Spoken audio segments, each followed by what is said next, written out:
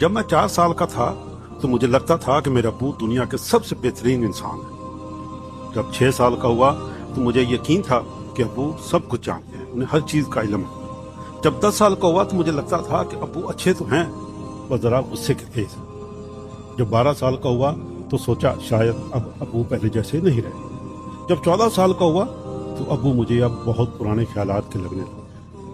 जब 16 साल का हुआ तो सोचा अब्बू को आज के दौर का क्या पता, उन्हें कुछ भी इल्म नहीं। जब 18 साल का हुआ तो दिल में ख्याल आया अब्बू में अब बर्दाश्त बिल्कुल भी नहीं रही। और जब 20 साल का हुआ तो मुझे ये लगा कि अब्बू के साथ रहना मुश्किल तरीन काम है। और हैरत होती थी मुझे अम्मी पे कि अम्मी बेचारी कैसे निभाती रही। और जब 25 साल का हुआ तो लगता था कि अब्बू को मेरी हर बात पे और मेरे हर काम पे इतराज है। जब 30 साल का हुआ तो सोचा अब्बू के साथ इत्तेफाक राय नामुमकिन है। शायद दादा जान को भी अब्बू से यही शिकायत रही होगी।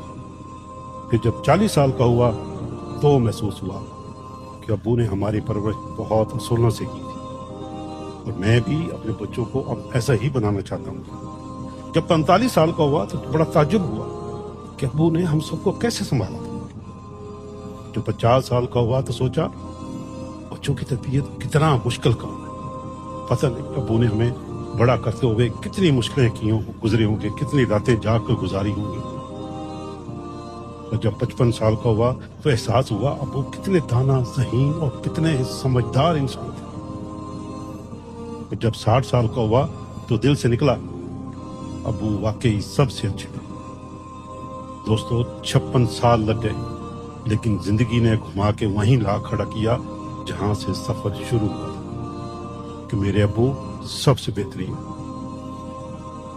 दोस्तों आइए, जब तक हमारे माँ बाप जिंदा हैं उनसे मोहब्बत करें, उनकी खिदमत करें, दिल दुखाने वाले ना बनें। ये वक्त बहुत बेरहम है, कल को सिर्फ यादें रह जाएंगी।